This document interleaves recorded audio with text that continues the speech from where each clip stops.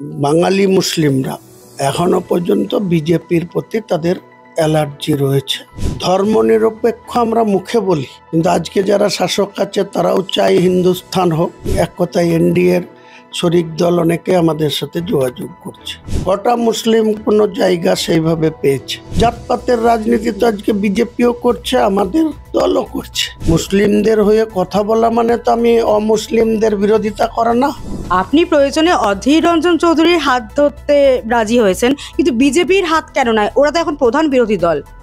দেখুন, আমি যে কমিউনিটিতে বিলং করি, আমার রেকর্ড আপনারা দেখে নেবেন যে আমি বিজেপিকেও অচ্ছুত মনে করিনি।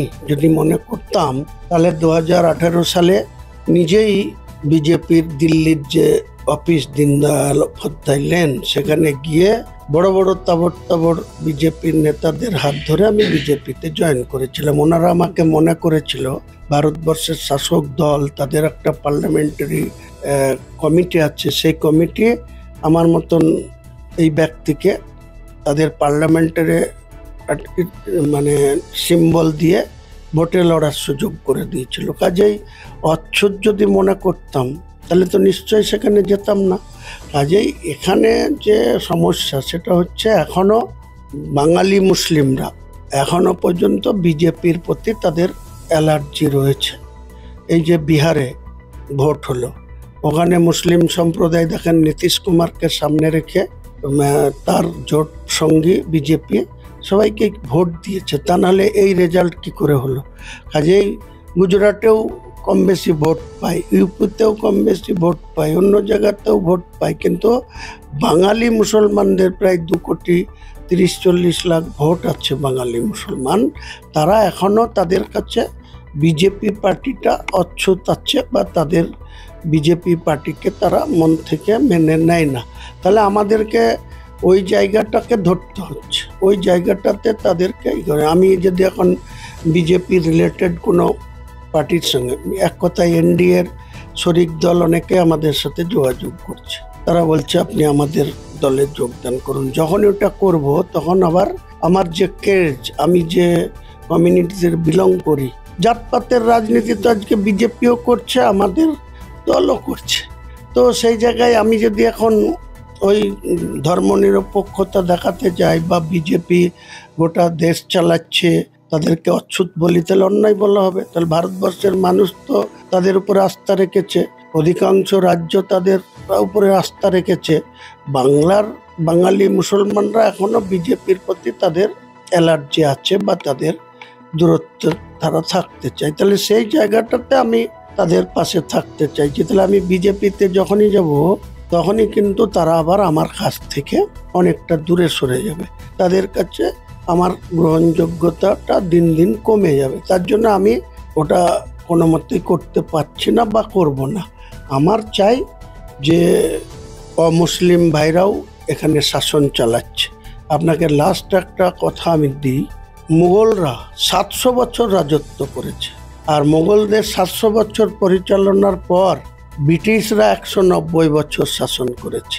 আর আজকে আমাদের ভারতবর্ষের স্বাধীনতা লাভ করেছে কত বছর? সেখানে ধর্মনিরপেক্ষ আমরা মুখে বলি, কিন্তু আজকে যারা শাসক আছে তারাও চায় হিন্দুস্তান হোক।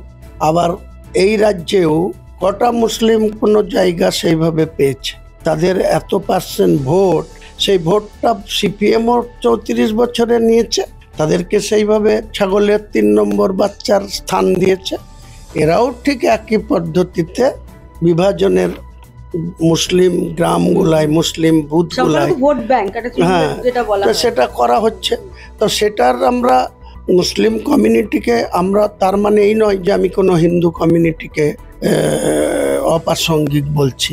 তারা তাদের প্রাসঙ্গিকতা সমাজের কাছে তুলে ধরুক, তারাই তো নেতৃত্ব দিচ্ছে, তারাই তো আজকে মন্ত্রিসভা, সিপিএম এর মন্ত্রিসভাতে সিংহভাগ হিন্দু কমিউনিটির লোকরাই পরিচালনা করেছে। আজকে দিদির মন্ত্রিসভার সিংহভাগ ইম্পর্টেন্ট দপ্তর সবই তারা পরিচালনা করছে।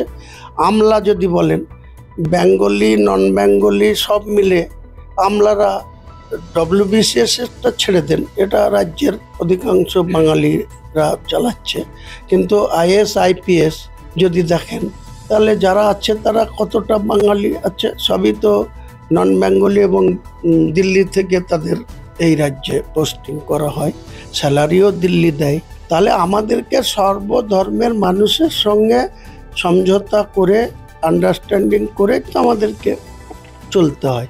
কিন্তু তার মধ্যে আমার জাতির যে আসল সত্তা, সেই জায়গায় যদি কেউ আমাদেরকে কমজোরি করার চেষ্টা করে, আমাদের সঙ্গে পলিটিক্স করে, তা আমাকেও তো পলিটিক্স করতে হবে।